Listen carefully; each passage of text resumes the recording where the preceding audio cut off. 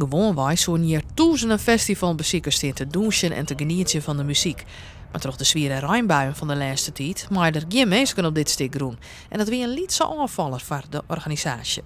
Nou, ik denk achteraf, het levert natuurlijk wel wat stress op, want we moesten binnen een paar dagen de hele productie opnieuw indelen.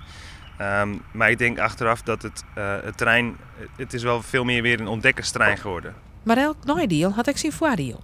Het is als je voor zo'n probleem staat opeens en je moet dat met z'n allen oplossen en dat lukt, dan heeft dat een beetje het effect van een gezamenlijke vijand. En dan opeens ga je heel erg hand in hand lopen. Dus eigenlijk heeft het heel veel energie natuurlijk gekost, maar het heeft ook heel veel energie en blijdschap dat we het hebben kunnen oplossen, heeft het opgeleverd. Een groot stuk van het festivalterrein is verpleetst. Verschillende podia binnen op oren plakken te vinden. En hierachter hebben we nu een nieuw sportveld.